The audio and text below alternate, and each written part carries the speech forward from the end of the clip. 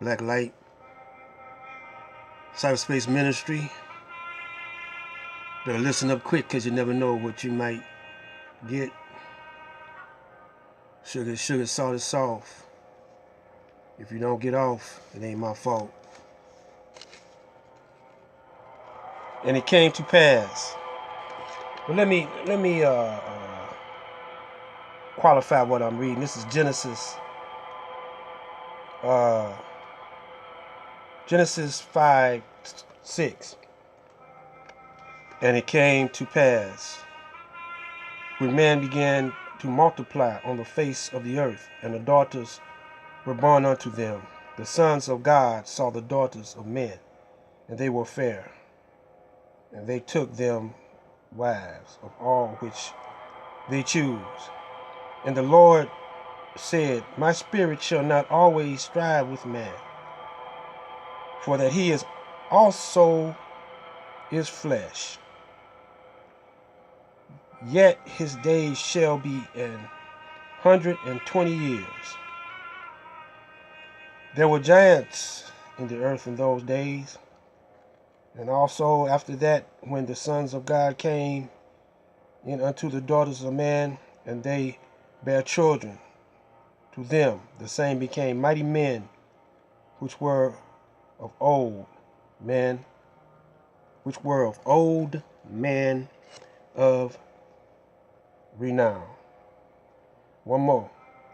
And God saw that the wickedness of man was great in the earth, and that every imagination of thought of his heart was only evil continually. Now, what was happening back then is happening now, but except it's magnified tens of thousands of times. You see what I'm saying? It's magnified tens of thousands of times. What was happening back when I read that? But what did you hear out of that? About the Lord saying that he too was flesh. That was in the Torah, you know. I got a Torah too. I don't know what y'all got out of that. But what I'm doing is I'm comparing the ancient times up until now, and then I'm going back to my time. You know,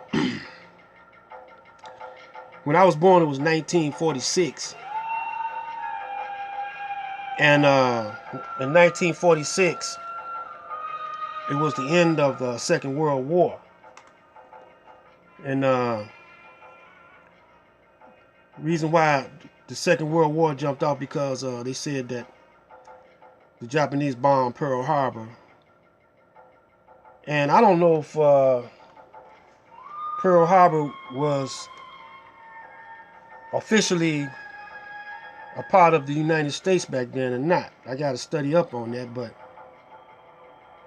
it was the Hawaiians. They just walked in on them. You know, I think they ruler was a queen. I think the Hawaiians had a queen for a ruler. And you know, they ain't used to all this crazy beast. You know, they not used to him, although they've been dealing with him for a long time. But he marches up in there and just take the island from him. And then they claim that the Japanese wanted it, and so they bombed it and killed up, without provocation, just bombed it for no reason at all, and killed up a whole lot of Americans, soldiers, USA soldiers, and that's how they got off into the war. And then right after that, I think it lasted a year before I was born or so. And so I was born in between World War II and the Korean War. And then they, right after that, in the 50s, they was fighting over there in Korea. But they never fought actually in the United States. You know, they always fought over in other lands.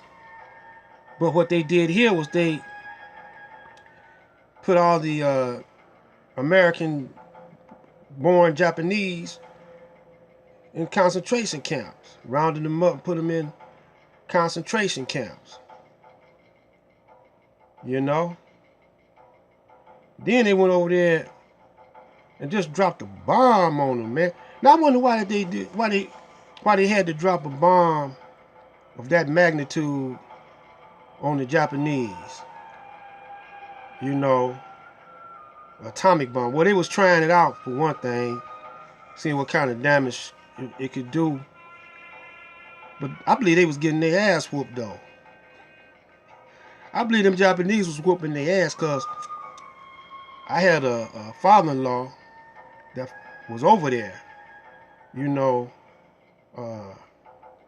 and they was fighting somewhere on the island, you know, and he said they stopped fighting, and they was sitting on a log or something. They was getting ready to break open their rations, right? And they was just chatting, and so he turned his head for a second to get something, you know, some rations out his backpack.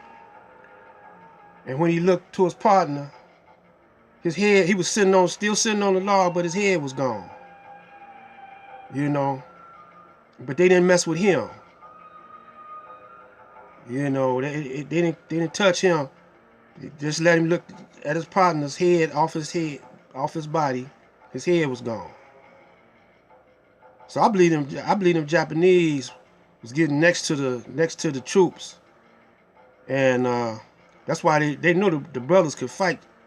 And the brothers, like a fool, went, you know, fighting in his army. And I knew that messed with his mind when he came back over here. He wasn't right. But you know, warfare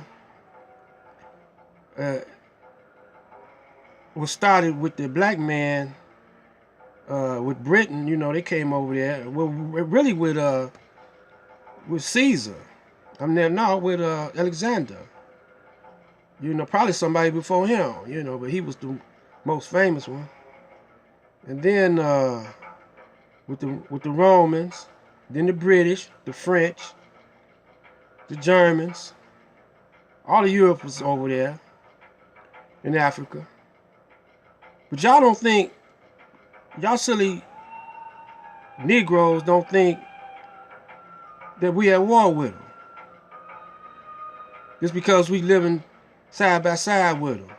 Y'all like a house pet. Y'all trained like a house dog. You know, it's time for you to go out and doo-doo and stuff. He let you out the house and let you doo-doo, you know. But if you doo-doo in the house, he gonna spank that nose. He gonna punish you.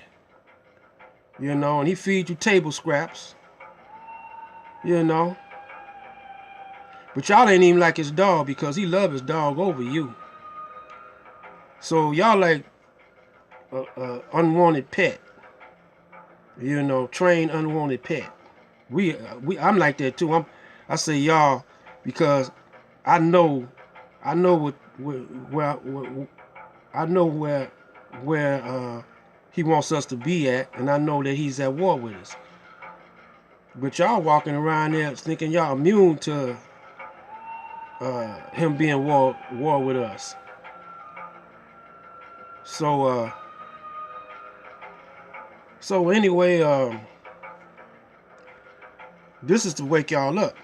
You know, I'm saying this to wake y'all up. I ain't gonna be gentle with y'all no more. You know, be harsh with you, man. Some of y'all gonna get mad and won't take me out. So the strategies when I was coming up was, the best strategy it was the Nation of Islam. But here come Martin Luther King with the nonviolent thing, and want to immigrate.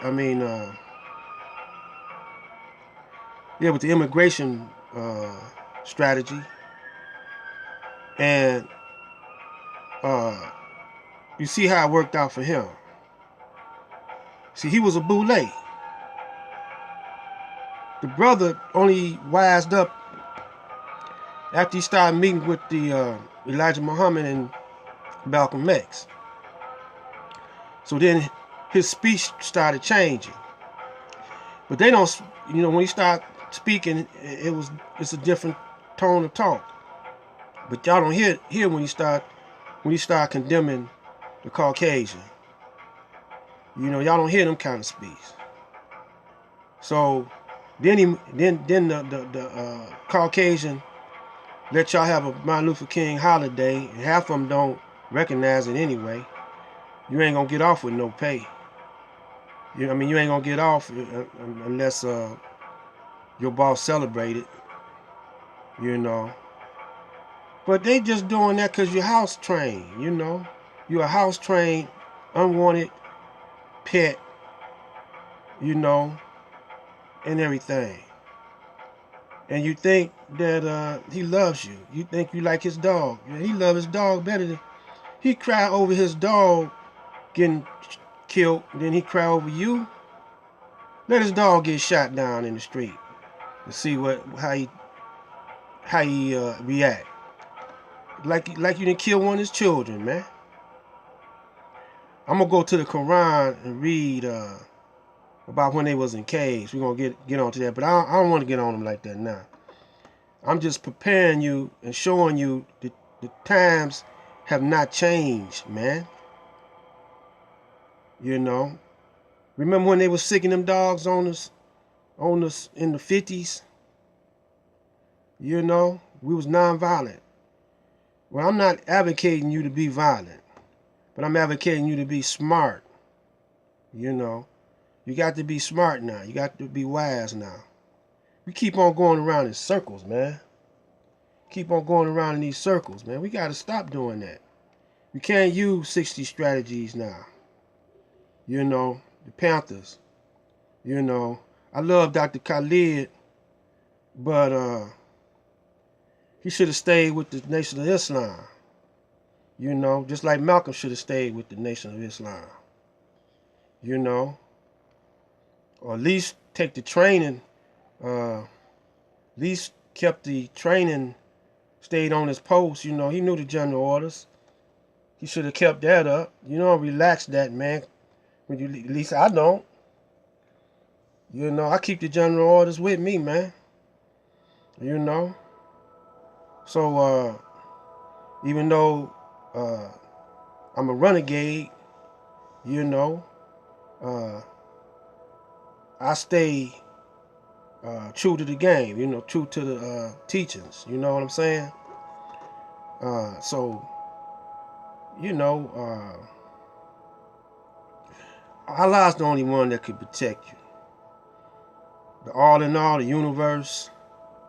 When you're in tune, line yourself with that.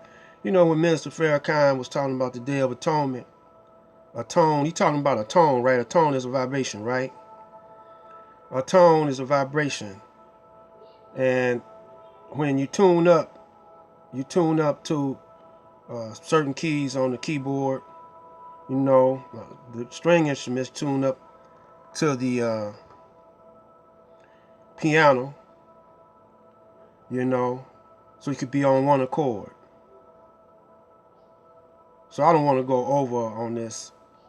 We might come back with one more soul session. Then we're going to call it a day. Black Light out.